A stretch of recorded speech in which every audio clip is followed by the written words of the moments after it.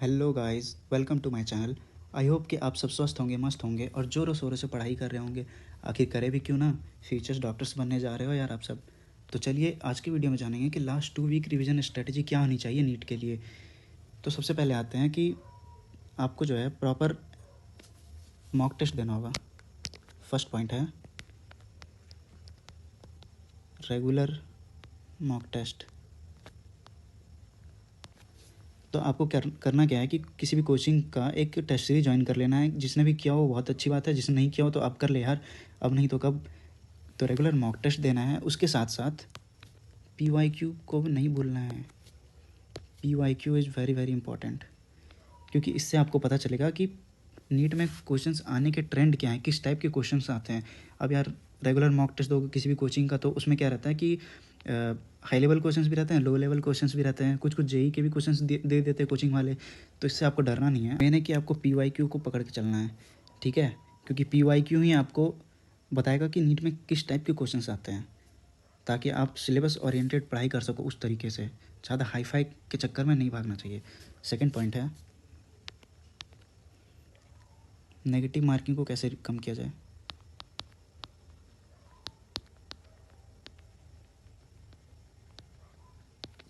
तो यार negative marking आपका तभी कम होगा जब आप जो टेस्ट दे रहे हो उसका रेगुलर एनालिसिस करो। नेगेटिव मार्किंग कम कर होगा उसका एनालिसिस करने से। बहुत कोई बच्चे क्या करते हैं कि सिर्फ टेस्ट दिए जा रहे हैं, टेस्ट दिए जा रहे हैं, टेस्ट दिए जा रहे हैं, लेकिन उसका प्रॉपर एनालिसिस नहीं कर रहे हैं, ठीक है। प्रॉपर एनालिसिस नहीं करेंगे तो आपको पता कैसे चलेगा कि आप गलती कहाँ कर रहे हो। जो भी गलतियाँ कर रहे हो आप टेस्ट में उसको एक पेपर पे लिख लो, ठीक है।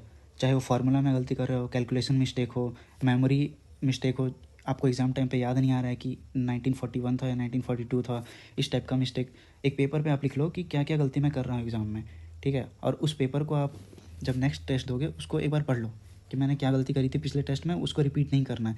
तो इससे क्या होगा, आपका नेगेटिव मार्किंग कम हो जाएगा, ठीक है। आपका नेगेटिव मार्किंग कम हो जाएगा। थर्ड पॉइंट पे आते हैं। थर्ड पॉइंट है टाइम मैनेजमेंट।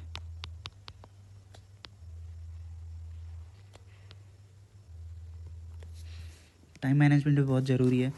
टाइम अगर मैनेज नहीं कर पाएंगे आप एग्जामिनेशन हॉल में तो हो सकता है कि आप बाउंड्री पे रह जाएं, सिलेक्शन होते होते रुक जाए। और जो टाइम मैनेजमेंट करना सीख गया तो शायद बाउंड्री के जस्ट नीचे हो, वो बहुत अच्छे रैंक ला सकता है नीट में। तो टाइम मैनेजमेंट बहुत इंपॉर्टेंट है। आपको बायोलॉजी में करना क्या है कि बायोलॉजी में आपको 50 to 55 मिनट्स में क्वेश्चन भी कर लेना और OMR भी फिल कर देना है। फिर आता है केमिस्ट्री में। केमिस्ट्री में 40 to 45 मिनट्स लेके चलना है आपको एवरेज टाइम, और उतना में कर देना। और फिर बचा जो टाइम बाकी उसको फिज़िक्स में लगाना है, क्योंकि फ़िज़िक्स में न्यूमेरिकल सॉल्व करने होते हैं, बहुत टाइम लेता है, कुछ कुछ क्वेश्चंस बहुत लेंदी होते हैं तो उसमें टाइम लगता है। इसलिए उसको बचे हुए टाइम को आपको फिज़िक्स में प्रॉपर देना है। लेकिन ऐसा भी नहीं करना है कि टाइम के चक्कर में OMR में गलती फिल करके आ गए। बहुत बार होता है कि क्वेश्चन आप सही सॉल्व किए, उसका आंसर भी सही टिक किया आप क्वेश्चन पेपर पे, लेकिन जब OMR भरने की बारी आती है तो बहुत बच्चे गलती कर देते हैं, C करने के चक्कर में D कर देते हैं। तो सोच रहे हो 5 मार्क्स चला जाएगा आपका, और यही मार्क्स है जो डिसाइड करता है कि आपका सिलेक्शन होगा या नहीं होगा। नेक्स्ट पॉइंट पे आते हैं। नेक्स्ट पॉइंट है कि बायोलॉजी NCERT का रिवीजन करना है।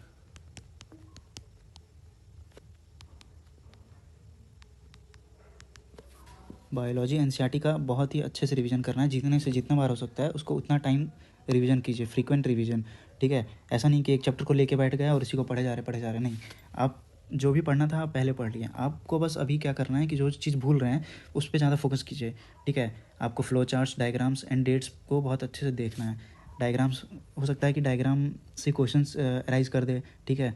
फ्लो चार्ट्स देखिए जो उसमें बनाए हुए हैं NCERT के पेजेस पे। फिर डेट्स जो लिखे हुए हैं उसको अच्छे से आपको देखना है, ठीक है। अब आते हैं लास्ट पॉइंट पे, वो है सेल्फ कॉन्फिडेंस।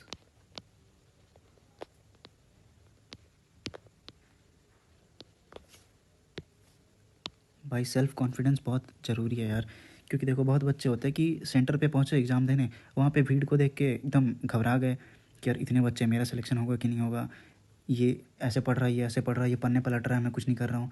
तो भाई उसे घबराना नहीं है, क्योंकि असली कंपटीशन तो 1 से 1.5 लाख के बीच ही होती है ना। और तुम्हें पता है कि तुम पढ़ के आए हो और तुम अच्छे से मेहनत की हो तो तुम्हें ज़रूर सफलता मिलेगी, है ना। घबराना नहीं है। घबराने से होगा कि जब एग्ज़ाम में बैठोगे तो नेगेटिव मार्किंग होना स्टार्ट हो जाएगा, जो आता है वो भी क्वेश्चन गलत करके आ जाओगे। और जब एक बार गलती हुआ और ज़्यादा टाइम देने लगे एक ही क्वेश्चन पे तो पैनिक कर जाओगे और इससे नेगेटिव मार्किंग स्टार्ट हो जाएगा। और नेगेटिव मार्किंग के बाद तो जानती हो क्या होता है। खुद को दूसरों से कंपेयर नहीं करना है, ठीक है।